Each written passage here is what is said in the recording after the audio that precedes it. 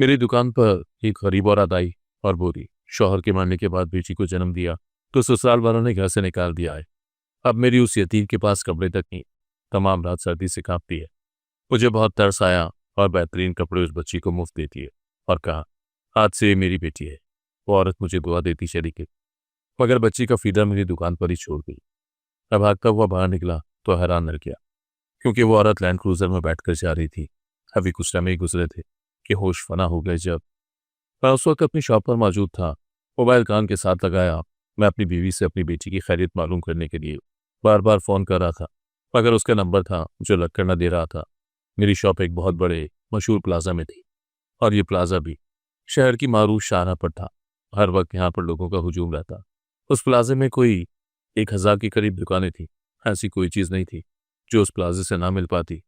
यही वजह थी कि दूरों नज़दीक के लोग यहाँ पर हर वक्त आते रहते। मेरी शॉप सबसे निचली मंजिल पर और एन मॉल के एंट्रेंस के करीब थी। यहाँ का मालिक मेरा करीबी दोस्त और कज़न भी था। हम दोनों की बहुत अच्छी दोस्ती थी। जैन यहाँ पर कम ही आता जाता था। उसकी गैर मौजूदगी में ज़्यादातर मामलात मैं ही देखता था। यहाँ तक कि उस प्लाजे का जितना भी कैमरे का कंट्रोल था, वो सभी मेरी शॉप पर था।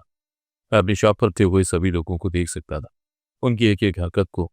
कौन यहाँ पर आ रहा है, कौन क्या कर रहा है, कौन किधर जा रहा है, हर एक चीज़ मेरी नज़र में होती थी। मैंने बच्चों की गर्मियों सर्दियों के कपड़े और दीगर ज़रूरी चीज़ें अपनी शॉप पर रखी थी। मुझे अरिशबा की बहुत परेशानी हो रही थी। सुबह जब आया था उसे बहुत ज़्यादा तेज़ बुखार था। अब न जाने उसकी तबीयत कैसी होगी। एक औरत की आवाज़ पर मैं उसकी तरफ मुतवज्जा हुआ। उसने बुर्का पहना हुआ था, स्कार्फ अपने चेहरे के इर्द गिर्द लपेटा हुआ था। वो आंखों में आंसू लिए मुझे देख रही थी। देखने में बहुत खूबसूरत औरत थी, पढ़ी लिखी भी लग रही थी। जी मैडम, क्या चाहिए आपको? मैंने उससे नज़र चुराते हुए पूछा था। मैं गरीब औरत, मेरे ससुराल वालों ने मुझे घर से निकाल दिया है। कुछ दिन पहले मेरी बेटी पैदा हुई है। बेटी के जुर्म में उन्होंने मुझे यहाँ से बाहर निकाल दिया। अब मेरी बेटी के पास ना पहनने के लिए कपड़े हैं, ना बाकी ज़रूरी सामान। मेरे पास तो फूटी कौड़ी भी नहीं है। मैं आपके पास मदद मांगने के लिए आई हूँ। खुदा के लिए मेरी मदद करें। अपनी बात के अख्ताम पर वो सिसक कर रो पड़ी थी। उसे ये रोता देखकर मुझे उससे हमदर्दी हो गई थी। मैं पेशावर भिखारियों से बहुत ज़्यादा उलझन महसूस करता था। उनसे दूर दूर ही रहता था।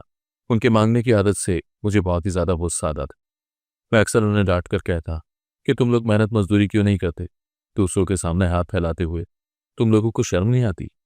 मेहनत मजदूरी करके अपना और अपने घर वालों का पेट पालो। मैं कभी भी भीख मांगने वालों की हौसला अफजाई नहीं करता था, बल्कि उन्हें सख्ती से टोक दिया करता। मगर न जाने उस वक्त क्या हुआ कि मैं अपने उसूलों से जैसे पीछे हट गया था। उस औरत पर मुझे बेतहाशा तरस आया। शायद वजह ये थी कि वो कोई पेशावर भिखारी नहीं थी और हुलिये से भी काफ़ी माकूल औरत लग रही थी। फिर उसके लिए भीख मांगना कितना मुश्किल काम होगा, यही सोचकर मैंने उसे चंद अच्छे अच्छे जोड़े कपड़ों के दे दिए थे। बहन जी, मुझे बताएं आपको इसके अलावा कुछ और चाहिए? मैंने मजीद मदद की पेशकश की। मुझे लगा था कि वो मुझसे मजीद मदद के लिए पैसे मांग लेगी ताकि अपने बच्चे की ज़रूरत पूरी कर सके, मगर उसे शायद अपनी किसी ज़रूरत से कोई लेना देना था ही नहीं। मुझे कहने लगी कि मुझे अपने बच्चे के लिए दूध का सामान लेना है, कुछ और भी चीज़ें हैं, अगर आप मेरी मदद करते। मेरे दोस्त शाहिद की दुकान ऊपर वाले पोर्शन पर थी। उसकी बात सुनकर मुझे उस पर एक बार फिर से तरस आ गया था। मैंने सोचा सारी ज़रूरत की चीज़ें शाहिद से कहकर उसे दिलवा देता और शाहिद को भी खुद पेमेंट कर दूंगा। उसे कॉल करके सारी बात समझाई तो वो औरत मेरा शुक्रिया अदा करते हुए ऊपर चली गई थी, और फिर थोड़ी देर के बाद वो वापस आती हुई दिखाई दी। और उसी वक्त मुझे मेरी बीवी की कॉल आ गई थी। अलिशबा की तबीयत बहुत ही ज़्यादा ख़राब हो गई। आप खुदा के लिए जल्दी से घर आ जाए, मैं बहुत परेशान हूँ। मैं उसे अकेले हॉस्पिटल लेकर नहीं जा सकती। अपनी बीवी की बात सुनकर मैं पूरी तरह बदहवास हो गया था। वो औरत भी मेरा शुक्रिया अदा करके वहाँ से बाहर चली गई थी। तभी मेरी नज़र काउंटर पर पड़ी। वो औरत अपनी बच्ची का फीडर यहीं छोड़ गई थी।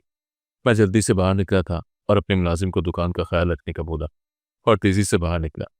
देखा कि वो औरत एक बड़ी सी गाड़ी में बैठ रही थी। ये देखकर मेरा मुंह हैरत से खुले का खुला रह गया था। अगर वो औरत इतनी बड़ी गाड़ी की मालिक थी, अगर इतनी दौलतमंद थी, तो उसे मुझसे मांगने की क्या ज़रूरत थी? मैं हैरत के समंदर में गौताज़न होकर अपनी गाड़ी लेकर घर आया था।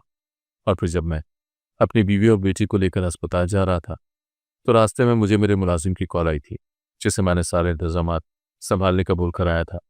वो रोती हुई आवाज़ में बोल रहा था, सर यहाँ पर आग लग गई है, बहुत नुकसान हो रहा है, हर तरफ आग है, सभी लोग जल रहे हैं, लाखों का नुकसान हो गया है, कीमती जानें ज़ाया हो गई।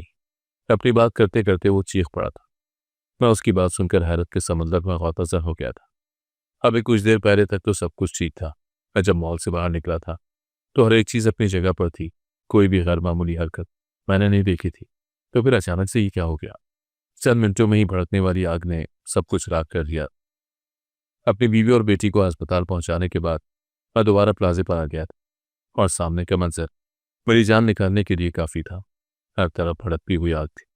बच्चों का शोर, रोना, चीखें, औरतों का चिल्लाना, दुकानदारों को अपनी मदद के लिए दुआइयां देना। गर्ज हर तरफ कयामत सगरा का मंजर था। हर जी रोए चला जा रहा था, मगर कोई भी उनकी मदद के लिए नहीं आ पा रहा था। जब हर तरफ आग मजीद भड़कने लगी तब वहां पर फायर ब्रिगेड का अमला पहुंचा था। उन्होंने आग पर काबू पाने की पूरी कोशिश की, मगर वो आग थी जो हर चीज को अपने साथ चलाकर राख करने पर तुली हुई थी। न जाने ये आग इतने लोगों की दुश्मन क्यों बन गई थी? ये इंतकाम क्या था? हमारे गुनाहों की सजा थी या फिर किसी हसद की लगाई हुई आग थी जो सब कुछ फना कर चुकी थी? मेरी खुशकिस्मती थी कि उस वक्त मैं यहाँ पर नहीं था। चंद पल के लिए मैं यहाँ से निकल गया था और यूं मौत के मुंह में जाने से बच गया। जैन धाड़े मार मार कर रो रहा था। उसका करोड़ों का नुकसान हो गया था। मुझे बहुत अच्छे से याद था कि उसने प्लाजे को बनाने के लिए दिन रात मेहनत की थी, बहुत सा कर्ज भी उठाया था। और फिर जब ये प्लाजा तामीर हो गया तो मुख्तसर अरसे में ही उसने सारे कर्ज से चांद खलासी हासिल कर ली थी और इसका मालिक बनकर वो बहुत ही ज़्यादा खुश था। मगर अब उसकी सारी खुशी जैसे मिट्टी में मिल गई थी। सब कुछ जलकर खाक हो गया। हजारों लोगों की जान चली गई थी। प्लाजे के बाहर बहुत सारे लोगों का हुजूम था। सभी अपने प्यारों को रो रहे थे। बहुत से ऐसे लोग थे जो यहाँ पर शादी की शॉपिंग के लिए आए थे, कुछ अपने बच्चों की सालगिरह के लिए, कुछ मौसम के मलबूसात की खरीदारी करने के लिए आए थे। वो लोग नहीं जानते थे कि आज उनका यहाँ पर आखिरी दिन साबित होने वाला है। वो कभी यहाँ से जिंदा वापस लौट कर नहीं जा सकेगी।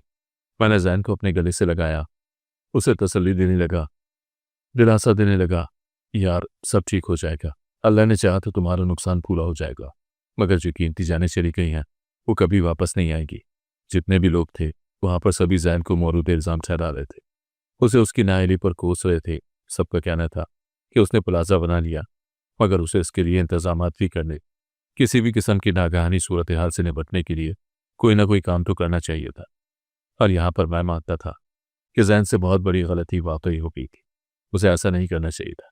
इतना पैसा वो कमा रहा था तो वो कुछ पैसे अगर प्लाजे के इंतजामात पर लगा देता तो शायद आज ये सब ना होता।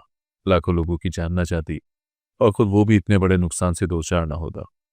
कुछ लोग जिंदा बचा लिए गए थे। मुझे अचानक शाहिद का ख्याल आ रहा था।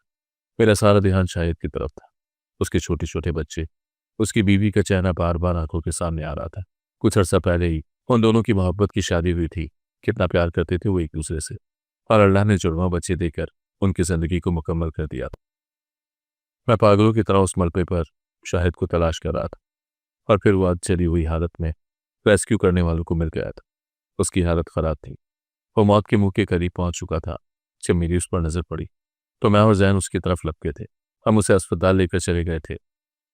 रास्ते में एक बार उसे होश आया था। वो टूटे फूटे लफ्जों में अपनी आप बीती बयान कर रहा था, तुम खुशकिस्मत हो जो तुम यहां से बच निकले, वरना उस औरत ने हम सबको बर्बाद करने में कोई कसर नहीं छोड़ी थी। सब बर्बाद हो गया, सब खत्म हो गया। उस औरत ने सब खत्म कर दिया। मैं और जैन एक दूसरे को हैरत से देख रहे थे। क्या मतलब? किस औरत की बात कर रहे हो? तो इतना बोलकर वो फिर से बेहोश हो गया था। मैं और जैन उसके करीब बैठे उसे होश में लाने की कोशिश कर रहे थे। उसे अस्पताल लेकर पहुंचे तो डॉक्टर ने बताया कि वो तो कब का दम तोड़ चुका है। हम रोते हुए उसकी मैयत को घर लेकर गए थे।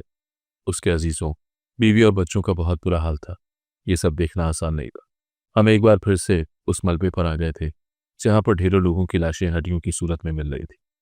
कल तक जो जीते जागते लोग थे आज जलकर खाक हो गए थे और उनका गोश्त पोस्ट हड्डियों से अलग हो चुका था। ये सब मुझे इंतहाई कर्ब में मुब्तला कर रहा था। भला उन लोगों के अजीज़ व अकारिब उन हड्डियों से कैसे पहचानेंगे? जैन की हालत भी मुझसे मुख्तलिफ नहीं थी। ये सदमा सहना उसके लिए भी बहुत मुश्किल था। वो अपना दिल पकड़कर जमीन पर बैठता चला गया। एक बार फिर से मैं अस्पताल में था। इस बार मैं जैन को लेकर आया था। दूसरी तरफ बीवी भी मुझे बार बार अपने पास बुला रही थी। अलिशबा की तबीयत बहुत खराब है, आप आ जाए, मुझे अकेले बहुत डर लग रहा है। मैं जानता था कि उसने भी प्लाजा के बारे में सारी चीज़ों को टीवी पर देख लिया, इसीलिए वो भी इतना घबरा रही है। उसे तसल्ली देने के बाद मैं जैन के पास ही रुका था। 12 घंटों के बाद उसे होश आया तो वो एक बार फिर से बिलक बिलक कर रो पड़ा। उसे हौसला दिलासा देकर मैं अभी रिश्वा की तरफ आया था। खुदा का शुक्र था कि अब मेरी बेटी पहले से सेहतयाब थी। उसे लेकर अपने घर वापस आ गया था। अब हमारे दिन रात जैसे एक ही तरह से गुजरने लगे थे। मेरा भी बहुत ज़्यादा नुकसान हो गया था, सारी दुकान चल गई थी, मगर खुदा का शुक्र था कि मेरे बैंक अकाउंट में इतने पैसे थे कि मैं दोबारा अपने लिए कारोबार खड़ा कर सकता था। एक रात मैं अपनी बीवी के साथ बैठा टीवी पर खबरें देख रहा था जब मेरी बीवी ने मुझे एक बात कहकर चौंका दिया था। कहने लगी, आपको नहीं लगता यह किसी साजिश का शाखसाना है? शायद कोई ऐसा है जिसने जानबूझकर किया है। उसकी बात कर मैं चौंका। क्या मतलब? क्या कहना चाहती हो? तुम खुलकर कहो। कहने लगी, आपको नहीं लगता यह आग किसी हासिद ने लगाई है? शायद कोई ऐसा है जिसे इस प्लाजे के मालिक को मसला था, जिसने शायद जैन भाई से कोई इंतकाम लेना था, इसीलिए उनका लाखों का नुकसान कर दिया। उसकी बात पर मैं हंस पड़ा था। अरे नहीं यार, ऐसा नहीं हो सकता कि किसी ने इंतकाम लेने के लिए कार्रवाई नहीं की, बल्कि एक हादसा है। अगर किसी को जैन से दुश्मनी होती तो वो सिर्फ जैन का नुकसान करता। वहां पर तो लाखों लोग मौजूद थे। क्या उन लाखों लोगों से किसी की दुश्मनी थी जिसने उन सबकी जान ले ली और उन्हें इस दर्दनाक मौत से हमकिनार किया? मगर मेरी बीवी का एक ही बात पर इसरार था कि ये सब किसी ने इंतकाम लेने के लिए किया है। आप माने या ना माने, ये सब जैन भाई का कोई दुश्मन कर रहा है। मैंने उसकी सभी बातों को एक कान से सुनकर दूसरे कान से निकाल दिया था। उस प्लाजे में सिर्फ एक ही शख्स था जो जिंदा बच गया। उसकी दोनों टांगें जल चुकी थी। वह माजूर हो गया था, मगर अल्लाह ने उसे जिंदगी दे दी थी। जैन ने उस आदमी की बहुत मदद की, उसका खुद इलाज करवाया, हर तरह से ताउन करने का वादा भी किया। अस्पताल में जैन के साथ उस आदमी को देखने के लिए मैं गया था। वो बहुत रो रहा था कि अब वो क्या करेगा, अपने घर वालों को कैसे पेट पालेगा। जैन ने उसके साथ पूरा पूरा ताउन करने का वादा किया। वो उसके लिए जल्दी घर बैठे रोजगार का बंदोबस्त कर देगा या फिर उन्हें माहाना राशन मुहैया कर देगा। उस आदमी को परेशान होने की जरूरत नहीं है। उस आदमी का अब यही कहना था कि ये सब किसी हासिद की कारस्तानी है। कहने लगा, आग लगने से पहले मैंने कुछ दुकानदारों को चिल्लाते देखा था। वो किसी औरत के बारे में बात कर रहे थे। कोई औरत थी जिसने वहां पर आग लगाई थी। इससे पहले कि उस औरत को पकड़ा जाता, उस तक पहुंचते वो वहां से निकल के तब तक आग ने मुझे भी पकड़ लिया था और फिर सब कुछ धीरे धीरे फना हो गया। अब मुझे शायद की बात दिमाग में गूंजने लगी थी। उसने भी किसी औरत के बारे में जिक्र किया था। अब ये मुश्ताक भी किसी औरत के बारे में ही बात कर रहा था और मेरी बीवी का भी तो यही कहना था कि ये सब किसी हासिद ने किया है। फिर कोई औरत ऐसा कैसे कर सकती? वो इतने बेगुनाहों की जान क्यों कर ले सकती है? और वो औरत थी कौन? इस तमाम अरसे में मेरे दिमाग से वो औरत निकल गई थी जो उस दिन मेरी शॉप पर आई थी, जिसकी मैंने मदद की थी। मुझे लगता था कि शायद ये सब उसके साथ की गई नेकी का बदला अल्लाह ने मुझे दिया है। उसकी दुआओं ने मुझे मेरी जिंदगी अता कर दी है, वरना मैं भी उन लोगों की तरह चलकर खाक हो चुका होता। दोबारा से प्लाजे की तामीर का काम शुरू कर दिया गया था। जब तक काम मुकम्मल हो जाता तब तक मैंने एक और जगह पर अपना कारोबार सेट कर लिया था। दिन महीनों में, महीनों सालों में बदल गए थे। पूरा 1 साल लगा था उस प्लाजे को दोबारा अपने पैरों पर खड़ा होने के लिए। इस बार जैन ने सारे इंतजाम मुकम्मल किए थे। वो अपनी नाअहली और गलती को मान रहा था। मुझे डर था कि कहीं उस पर केस ना बच जाए, उसे लेने के दिन ना पड़ जाए। मगर अल्लाह ने अपना करम किया और वो कानून की नज़र में भी जल्द ही बरी जिम्मा हो गया। उसे इस बात का खतरा था कि शायद अब लोग यहाँ पर दुकानें बनाने से हट जाएंगे, शायद अब कारोबार पहले की तरह नहीं चपकेगा। मैंने उसे तसल्ली दी कि सब ठीक हो जाएगा, अल्लाह पर भरोसा रखो। देखना, एक बार फिर से प्लाजा उठकर खड़ा हो जाएगा। एक बार फिर से यहाँ पर जिंदगी की रौनक नजर आने लगेगी। एक बार फिर से लोग यहाँ पर रौनक लगाने के लिए आ जाएंगे। मेरे दिलासे और बातें ही थी जो जैन को दोबारा से अपने कदमों पर खड़ा होने पर मजबूर कर गई थी। पूरा 1 साल लगा था। दोबारा से मैं उसी प्लाजे में आ गया था, उसी दुकान पर, एन उसी जगह पर जो मेरे पास पहले से थी। एक बार फिर से मैं अपनी जिम्मेदारी को संभालने के लिए तैयार हो गया था। कैमरे का कंट्रोल भी मेरी ही शॉप में था, क्योंकि जैन ज़्यादातर अपने कारखाने में मौजूद होता था और यहाँ पर कोई मसला हो जाता तो उस मसले को यहाँ मैं ही हल करता था। वो दिन जब हम लोगों ने नए जैसे प्लाजे को शुरू किया तो तब जैन ने कहा, देखो, अगर कोई भी बात हो जाए तो मुझे लाजमी फ़ोन करना। अल्लाह ना करे कि दोबारा ऐसा कोई हादसा हो, लेकिन अगर ऐसी कोई सूरत हाल बन जाए तो यहाँ से बाहर मत निकलना, बल्कि पहले इन लोगों को यहाँ से बाहर निकालना। उसकी बात पर मैं नम आंखों से हंस पड़ा था। वो कितना हसास हो गया था, कितनी गहराई में जाकर सोचने लगा था। इस बात का अंदाजा मुझे आज उसकी हालत देखकर हो रहा था। शायद वो भी दिल ही दिल में खुद को मुजरिम ठहरा रहा था। उसे लगता था कि जो कुछ भी हुआ है शायद उसमें उसकी ही गलती है। वक्त के बेरहम पहिए ने अपनी गर्दिश मुकम्मल की और 1 साल का तवील अरसा बीत गया। वो शहर जो कभी धुएं और सिसकती हुई आवाज़ों के हिसार में था, अब दोबारा जी उठा था। जैन का वो ख्वाब, वो अजीम शान प्लाजा, एक बार फिर अपनी पूरी आबोताब के साथ सर उठाए खड़ा था। इमारत की नए पेंट की खुशबू, चमकते हुए शीशे और नए सिक्योरिटी सिस्टम के नस्बशुदा लाइटें इस बात की गवाही दे रही थी कि हमने राख से दोबारा जन्म लिया है। लोग भूल चुके थे कि यहाँ कभी मौत का रक्स हुआ था, मगर मेरे लिए वो जख्म आज भी ताज़ा थे। मैं जब भी अपनी दुकान पर बैठता तो मॉनिटर की स्क्रीनों पर नजर जमाए रखता। अब सिक्योरिटी का पूरा कंट्रोल मेरे पास था। जदीद तरीन कैमरे हर जाविये से आने जाने वाले लोगों की तस्वीर कशी कर रहे थे। जैनब बहुत बदल गया था। उसके चेहरे की वो पुरानी रौनक तो लौट आई थी, मगर आंखों के कोनों में अब भी एक खौफ झलकता था। वो अक्सर मेरे पास आकर बैठ जाता और कहता, यार ये इमारत तो खड़ी हो गई, लेकिन उन हजारों लोगों का बोझ मेरी रूह पर आएगा। मैं उसे दिलासा देता, लेकिन मेरे अपने अंदर एक बेचैनी रहती थी। दुकान एक बार फिर आबाद हो चुकी थी। शाहिद की जगह अब उसके कजन ने संभाल ली थी, मगर उसका खालीपन मुझे तड़पाता था। फिर एक रोज जब सूरज की तपिश ढल रही थी और प्लाजे में खरीदारों का हुजूम अपने उरूज पर था, जिंदगी ने एक ऐसा मोड़ लिया जिसका मैंने तस्वुर भी नहीं किया था। मैं अपनी दुकान के काउंटर पर बैठा कुछ हिसाब किताब कर रहा था कि अचानक फिजा में वही जानी पहचानी खुशबू फैली। या शायद ये मेरे वहम की कारस्तानी थी। मैंने सर उठाया और सामने देखकर मेरे हाथ से कलम छूट गया। वो वही औरत थी, वही स्याह बुर्का, वही स्कार्फ, जिसने चेहरे को इस तरह ढका हुआ था कि सिर्फ आंखें नजर आ रही थी, और वही आंखों में छुपा हुआ मस्नूई दुख। वो मेरी दुकान के सामने खड़ी थी। एक लम्हे के लिए मुझे लगा कि शायद मैं कोई भयानक ख्वाब देख रहा हूँ, लेकिन उसकी आवाज़ ने हकीकत का एहसास दिला दिया। भाई साहब, पहचाना मुझे? उसकी आवाज़ में वही लर्जिश थी, वही बेबसी जो 1 साल पहले थी। मेरा दिल धक धक करने लगा। पिछली बार जब ये आई थी तो उसके फौरन बाद कयामत टूट पड़ी थी। मेरे जहन में वो मंजर बिजली की तरह गूंजा जब मैंने उसे एक महंगी गाड़ी में बैठते देखा था। मैंने अपने हवास मुश्तमा किए, चेहरे पर मुस्कुराहट सजाई और बड़ी महारत से अपने अंदर के तूफान को छुपाया। जी जी बहन, क्यों नहीं, कैसे भूल सकता हूँ आपको। कैसी हैं आप, और आपकी बेटी कैसी है? मैंने बड़ी अपनाहियत से पूछा, अगर मेरी नजरें उसकी हर हरकत का जायजा ले रही थी। वो सिसकियां भरने लगी। क्या बताऊं भाई, नसीब ही खराब है। वो बेटी जिसके लिए मैंने आपसे मदद ली थी, वो अब भी अस्पताल के चक्करों में है। ससुराल वालों ने अब अदालत में केस कर दिया है। मेरे पास तो वकील की फीस के पैसे भी नहीं। मैं दोबारा आपके पास आई। अल्लाह के लिए मेरी लाज रख लें, मैं बहुत मजबूर हूँ। मैं हैरान न किया कि कोई इंसान इतनी चटाई से झूठ कैसे बोल सकता है। अगर वो इतनी ही गरीब थी तो वो बड़ी गाड़ी कहाँ से आई? वो कीमती जूते जो उसके बुरके के नीचे से सरक रहे थे, वो किसी गरीब के नहीं हो सकते थे। मैंने सोचा कि अगर मैंने इसे अभी टोका तो सच कभी सामने नहीं आएगा।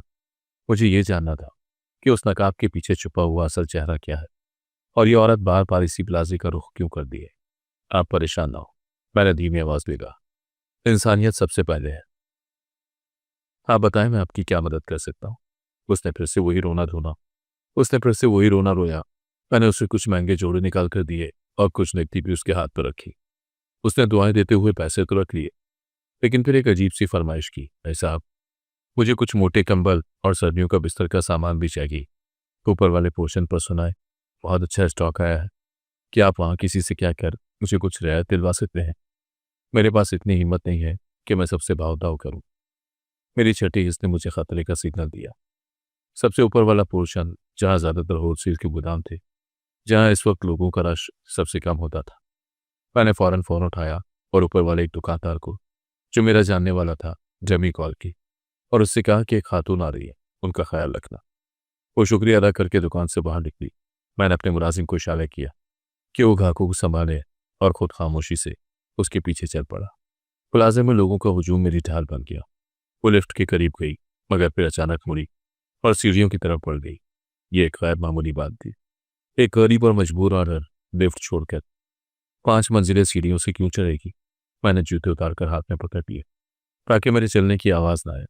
मैं किसी मंजे हुए जासूस की तरह उसके पीछे था। जैसे जैसे हम ऊपर जा रहे थे, लोगों का शोर कम होता जा रहा था। तीसरी मंजिल, चौथी मंजिल, और फिर वो 5वीं मंजिल पर पहुंच गई। यहाँ का माहौल बाकी प्लाजे से बिल्कुल मुख्तलिफ था। यहाँ बड़े बड़े हॉल थे जो गोदाम के तौर पर इस्तेमाल होते थे। लंबी राहदारियों में मध्यम रोशनी थी, हर तरफ खामोशी का राज था। वो औरत एक लम्हे के लिए रुकी, उसने गर्दन घुमाकर पीछे देखा और फौरन एक बड़े सतून के पीछे दुबक गया। मेरा दिल इतनी तेजी से धड़क रहा था कि मुझे लगा कि वो सुन लेगी। जब उसे इत्मीनान हो गया कि कोई उसके पीछे नहीं है, तो वो राहदारी के आखिरी कोने की तरफ बढ़ी। मैंने देखा कि वो एक मखसूस दरवाजे के पास रुकी, जहां सिक्योरिटी कंट्रोल और फायर सिस्टम की मेल लाइनें गुजरती थी। ये वो जगह थी जहां प्लाजे का खुदकार आग बुझाने वाले आलात का कंट्रोल पैनल नस्ब था। मैंने दीवार के साथ लगकर झांका। जो कुछ मैं देख रहा था उस पर यकीन करना मुश्किल था। वो औरत जो थोड़ी देर पहले एक मजबूर मां बनकर रो रही थी, अब इंतहाई तेजी और महारत से अपने बैग से कुछ औजार निकाल ली। उसने बुर्के के अंदर से एक छोटा सा कटर निकाला और फायर सिस्टम की तारों को एक एक करके काटना शुरू कर दिया, ताकि आग लगने की सूरत में ना तो अलार्म बजे और ना ही पानी के फुहारे खुले। मेरी रीढ़ की हड्डी में एक ठंडी लहर दौड़ गई। ये कोई इत्तेफाक नहीं था, पिछली बार भी यही हुआ था। सिस्टम ने काम नहीं किया था। ये औरत एक पेशावर मुजरिम थी या फिर किसी बहुत बड़े इंतकाम का माहरा। उसके काम करने का अंदाज बता रहा था कि उसे इस इमारत के नक्शे का एक एक कोना मालूम है। तारे काटने के बाद वो रुकी नहीं, बल्कि राहदारी में मजीद आगे बढ़ी। जहाँ कपड़ों के बड़े बड़े गट्ठे रखे हुए थे, उसने अपने बैग से पेट्रोल की बोतलें निकाली, जिन्हें उसने बड़ी होशियारी से छुपाया हुआ था। उसने उन गट्ठों पर पेट्रोल छिड़कना शुरू कर दिया। पेट्रोल की वो मखसूस बू हवा में फैलने लगी और मेरे नथनों से होती हुई मेरे दिमाग तक पहुंची, जिसने पुरानी यादों के जख्मों को कुरेद कर रख दिया। वो औरत अब बिल्कुल बदल चुकी थी। उसने अपना स्कार्फ थोड़ा सा गीला किया तो मुझे उसके चेहरे का एक हिस्सा नजर आया। उसकी आंखों में कोई दुख नहीं था, बल्कि एक शैतानी सुकून और जुनून था। वो माचिस की डब्बी निकाल रही थी और उसकी उंगलियां बिल्कुल भी नहीं कांप रही थी। वो इतनी बड़ी तबाही मचाने के लिए बिल्कुल तैयार था, जैसे उसे इन मासूम लोगों की जानों की कोई परवाह ही ना हो, जो नीचे मंजिलों पर हंसी खुशी शॉपिंग कर रहे थे। मैंने अपना मोबाइल निकाला और थरथराते हाथों से वीडियो बनानी शुरू की। ये सबूत बहुत ज़रूरी था, वरना कोई मेरी बात पर यकीन नहीं करता। वो माचिस की तीली निकालकर उसे जलाने ही वाली थी कि एक लम्हे के लिए रुकी और अपने हाथ में पकड़ी हुई तीली को देखने लगी, जैसे वो इस आग के भड़कने का इंतजार कर रही हो, जो एक बार फिर से सब कुछ राख कर देगी। मैं वहीं अंधेरे में छुपा अपनी सांसें रोके ये सोच रहा था कि इसका अगला कदम क्या होगा। वो ये सब क्यों कर रही है? उसे इस इमारत से या जैन से या उन बेगुनाह लोगों से उसका क्या बैर है? पेट्रोल की बू अब इतनी गहरी हो चुकी थी कि मुझे डर था कि कहीं मेरा ही दम न घुट जाए। वो औरत अब पूरी तरह से अपने मिशन में मगन थी और मैं इस हौलनाक सच्चाई का वाहिद गवाह था, जो चंद लम्हों के बाद एक नई क़यामत में बदलने वाली थी। वहाँ उस खामोश राहदारी में जहाँ मौत का सामान की तैयारी हो रही थी, मैंने महसूस किया कि असल दुश्मन कोई हादसा नहीं, बल्कि ये औरत और इसके पीछे छुपा वो नामालूम मुहर्रिक है, जिसने हजारों घर उजाड़ दिए थे और अब दोबारा वही तारीख दोहराने वाली थी। ऊपर वाले पोर्शन की उस सुनसान राहदारी में, जहाँ पेट्रोल की तेज बू सांसों में जहर घोल रही थी, वहाँ मौत और जिंदगी के दरमियान सिर्फ एक माचिस की तीली का फासला रह गया था। वो औरत जिसने मजलूमियत के लिबादा ओढ़ रखा था, अब एक सफाक मुजरिम के रूप में मेरे सामने खड़ी थी। उसके हाथ में मौजूद वो एक तीली किसी भी लम्हे एक ऐसी आग को जन्म दे सकती थी, जो न सिर्फ इस इमारत को बल्कि हजारों खानदानों के सपनों को राख कर देती। मैंने अपने मोबाइल के कैमरे में उसकी एक एक हरकत को निहायत खामोशी से कैद कर दिया था। मुझे इस महारत से फायर सिस्टम की तारें काट रही थी और जिस बेरहमी से पेट्रोल छिड़क रही थी, वो सब अब मेरे पास डिजिटल सबूत की सूरत में मौजूद था। वैसे भी ये पूरा हिस्सा अब मेरे जदीद तरीन कैमरों की जद में था, जिनका रुख मैंने खुद अपनी शॉप से इस तरफ का रखा था। जैसे उसने तीली रगड़ने के लिए हाथ उठाया, मेरा खून जोश मारने लगा। अब खामोश रहने का वक्त खत्म हो चुका था। मैंने एक भरपूर जस्त लगाई और किसी शिकारी की तरह उस पर झपट पड़ा। इससे पहले कि वो कुछ समझ पाती या तीली जला पाती, मैंने उसका वो हाथ मरोड़ किया जिसमें माचिस थी। बस बहुत हो चुका, तुम्हारा ये नापाक खेल। मेरी आवाज़ उस सुनसान राहदारी में किसी जोरदार धमाके की तरह गूंजी। वो औरत पूरी तरह हड़बड़ा गई। उसके चेहरे से वो मस्तूरी मस्तूमियत और आंखों की वो मस्कीनी पल भर में ही गायब हो चुकी थी और उसकी जगह एक वहशियाना गुस्से और इंतकाम की आग ने ले ली थी। उसने मुझसे अपना हाथ छुड़वाने की भरपूर कोशिश की। वो किसी जख्मी नागिन की तरह तिलमिला रही थी, मगर मैंने उसकी कलाई को आहनी गिरफ्त में जकड़ रखा था। मैं उसे घसीटते हुए सीढ़ियों की तरफ ले गया। वो चीखती रही, बददुआएं देती रही, अपने बुरके को छुड़ाने के लिए हाथ पांव मारती रही, मगर मैंने उसकी एक न सुनी। उसे नीचे लाकर मैंने सिक्योरिटी गार्ड्स के सख्त पहरे में खड़ा किया और फौरन अपना फ़ोन निकाला। पहली कॉल मैंने जैन को की। जैन फौरन मेरी शॉप पर आ, इस प्लाजे का दुश्मन पकड़ा गया है और तुम यकीन नहीं करोगे कि वो कौन है। दूसरी कॉल मैंने पुलिस को की और उन्हें सूरत हाल की संगीनी से आगाह किया कि किस तरह एक बड़ी तबाही को ऐन आखिरी लम्हे पर टाल दिया गया है। जैन की वापसी और माजी का हौलनाक सामना। चंद ही मिनटों में जैन हाँफता हुआ मेरी दुकान पर पहुंचा। उसके चेहरे पर हवाइयां उड़ रही थी और माथे पर पसीने की बूंदें चमक रही थी। जैसे ही उसकी नज़र उस औरत पर पड़ी जो अब सिक्योरिटी गार्ड्स के नरगे में ज़मीन पर बैठी खुदा रही थी, जैन के कदम जैसे ज़मीन में गड़ गए। उसके चेहरे का रंग पीला पड़ गया और वो किसी पत्थर के बुत की तरह साकत हो गया। उसकी आंखों में पहचान, दुख, पछतावा और शदीद हैरत का एक अजीब आमेज़ा था। वो किसी पत्थर के बुत की तरह साकत हो, वो जैसे हाल से कटकर किसी बहुत पुराने तल्ख और सियाह ज़माने में खो गया हो। उसके चेहरे के तासुरात देखकर मुझे अंदाज़ा हो गया कि ये दुश्मनी महज पेशावराना नहीं, बल्कि इसकी जड़ें बहुत गहरी हैं। महरीन, तुम? जैन के हलक से सिर्फ यही एक लफ्ज़ निकल सका, जिसमें बरसों की तड़प और एक गहरी तकलीफ छुपी हुई थी। पुलिस भी मौके पर पहुंच चुकी थी। मैंने इंस्पेक्टर को वो वीडियो दिखाई जो मैंने अभी बनाई थी और उसे कैमरे के कंट्रोल रूम में ले जाकर वो फुटेज भी दिखाई जिसमें इस औरत को फायर सिस्टम के साथ छेड़छाड़ करते और पेट्रोल छिड़कते साफ देखा जा सकता था। सबूत इतने पुख्ता थे कि मैरीन के पास वो करने की कोई गुंजाइश नहीं थी।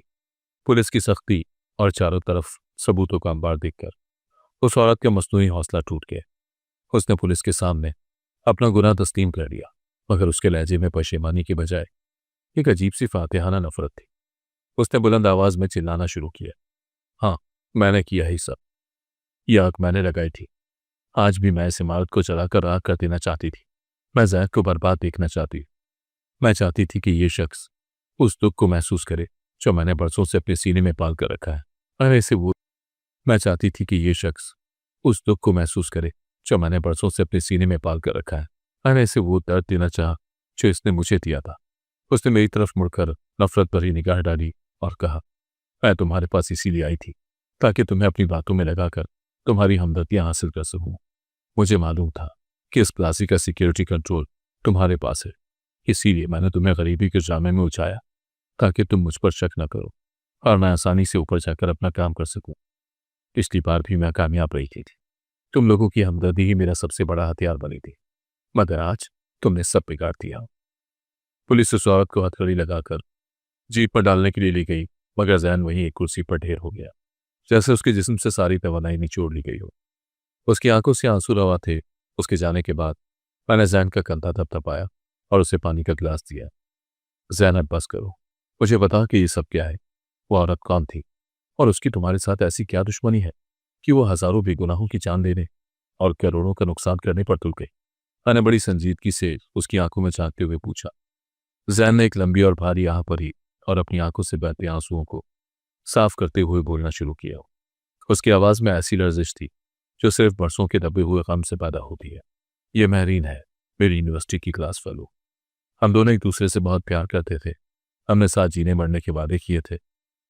हमने एक ऐसी दुनिया के ख्वाब बुने थे जहां सिर्फ मैं और वो होने थे।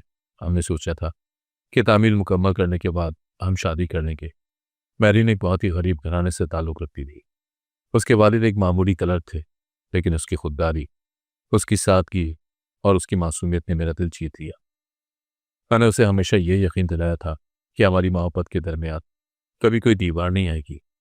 जैन थोड़ी देर के लिए रुका, जैसे वो उन यादों को तरतीब दे रहा हो जो उसने कहीं बहुत गहराई में दफन करती थी। जब मैंने अपने घर वालों को उसके बारे में बताया तो मेरे माँ बाप ने साफ इनकार कर दिया, बल्कि उन्होंने महरीन की तस्लील की। वो एक अमीर और ख़ानदानी घराने की बहू चाहते थे जो उनके सोशल स्टेटस के मुताबिक हो। उन्होंने महरीन की गरीबी का मजाक उड़ाया और मुझ पर दबाव डाला कि अगर मैंने उससे शादी की तो वो मुझे जायदाद से आग कर देंगे और मेरा इस घर में कोई मकाम नहीं रहेगा। मैंने बहुत कोशिश की, बहुत लड़ा, मैंने बगावत करने की भी कोशिश की, लेकिन आखिरकार महरीन को लगा कि मैंने उसके साथ बेवफाई की है और मैंने अपने ख़ानदान, अपनी विरासत और अपनी दौलत के लिए उसे छोड़ दिया है। उसे लगा कि मैंने उसे एक बोझ समझकर अपनी ज़िंदगी से झटक दिया है। उसने मुझे कभी माफ़ नहीं किया। उसे लगा कि मैंने उसे धोखा दिया है। महरीन ने गुस्से, सदमे और इंतकाम की आग में जलते हुए एक बहुत अमीर मगर उम्र रसीदा आदमी से शादी कर ली वो अपनी जिंदगी में बज़ाहिर मगन हो गई थी। उसके पास दौलत आ गई, गाड़ी आ गई, बंगला आ गया, लेकिन उसके दिल में छुपी नफरत की आग कभी ठंडी नहीं। उसे लगा कि ये प्लाजा, ये मेरी कामयाबी है, ये मेरा बिजनेस एम्पायर है, ये सब उसकी गरीबी के जख्मों पर नमक छिड़कने के लिए है। उसने अपनी तमाम तर दौलत और वसाइल को सिर्फ एक ही मकसद के लिए इस्तेमाल करना शुरू कर दिया, और वो मकसद था मेरा सुकून तबाह करना, मेरी हर कामयाबी को मट्टी में मिला देना। पिछली बार जब उसने आग लगाई तो उसे लगा उसने मुझे बर्बाद कर दिया। अगर जब मैं दोबारा खड़ा हो गया तो उसका पागलपन और बढ़ गया, और वो दोबारा यही घिनौना खेल खेलने आ गई। मैं खामोशी से जैन की बातें सुन रहा था। मुझे उस औरत की उस महंगी गाड़ी और उसके बदलते हुए रूप का राज अब समझ आया था। वो गरीब नहीं थी, वो तो इंतकाम की मारी हुई एक ऐसी औरत थी जिसने अपनी पूरी जिंदगी सिर्फ नफरत की आबियारी में गुजार दी थी। उसे इस बात का एहसास तक न था कि उसके इस जुनून ने पिछली बार कितने ही मासूम बच्चों को यतीम और कितनी ही औरतों को बेवा कर दिया था। उसकी नज़र में सिर्फ जैन का नुकसान अहम, चाहे उसके लिए उसे हजारों जाने ही क्यों न लेनी पड़े। मेरीन का केस अदालत में चला, मैं खुद उसका अहम तरीन गवाह था, और मेरे पास मौजूद वीडियो फुटेजेस उसकी बर्बादी पर मोहर सबत कर दी थी। उस पर न सिर्फ इक़दाम कत्ल बल्कि दहशतगर्दी और अरबों रुपए के कौमी नुकसान के दफात लगाए गए। उसके शौहर ने, जो एक बासर कारोबारी शख्सियत था, जैसे ही उसकी हकीकत जानी उससे फौरन कतई ताल्लुक कर लिया और उसे तलाक दे दी। मैरीन अब बिल्कुल अकेली हो गई थी। उसकी वो दौलत, वो गाड़ी और वो रोब दबदबा जिसके पीछे छुपकर वो ये काले धंधे कर रही थी, सब खाक में मिल गया। अदालत ने उसे उम्र कैद की सजा सुनाई। जब उसे जेल ले जाया जा रहा था तो उसके चेहरे पर अब वो शैतानी मुस्कुराहट नहीं थी, बल्कि एक वहशत और एक पछतावा झलक रहा था। वो औरत जो कभी दूसरों को जलाकर राख करना चाहती थी, अब खुद अपनी ही नफरत की काल कोठरी में कैद हो चुकी थी। उसकी जिंदगी का अब कोई मकसद नहीं रहा था। जैन ने इस वाक़े के बाद अपने प्लाजे का एक बड़ा हिस्सा उन यतीमों और बेवाओं के नाम कर दिया जो पिछले वाक़े में अपने प्यारे खो चुके थे। उसने मैरीन को तो कानून के हवाले कर दिया, मगर अपने दिल में छुपे उस गुनाह को धोने के लिए उसने इंसानियत की खिदमत का रास्ता चुना। वो आज भी यही कहता है कि इमारतें तो दोबारा बन जाती हैं, मगर जो भरोसा और जाने चली जाती है उनका मदावा कोई नहीं कर सकता। प्लाजे के बाहर जिंदगी एक बार फिर रवां थी, मगर इस बार सिक्योरिटी सिर्फ कैमरों के सुपुर्द नहीं थी, बल्कि हम सब अब ज्यादा मोहतात थे। मैरीन का अंजाम हम सब के लिए एक सबक था कि इंतकाम की आग चाहे किसी के लिए भी लगाई जाए, वो सबसे पहले लगाने वाले को ही अपनी लपेट में लेती है। वो औरत जो मदद मांगने के बहाने आई थी, उसने अपने एक इंतकाम के खातिर लाखों लोगों की जिंदगी का सौदा कर दिया, सिर्फ अपने जज्बात की तस्कीन के लिए, और आज खुद जेल की सलाखों के पीछे सड़ रही है। उसका अंजाम करीब तर है। ये कहानी नहीं, बल्कि गहरा सबक है उन हासिलों के लिए जो किसी को हंसता बसता नहीं देख सकते हैं। अगर आपको आज की कहानी पसंद आई है तो वीडियो को जरूर लाइक कीजिएगा और अपने दोस्तों के साथ भी शेयर कीजिएगा।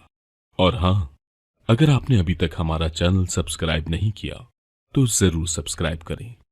मिलते हैं कल एक नई और दिलचस्प कहानी के साथ। अल्लाह हाफिज।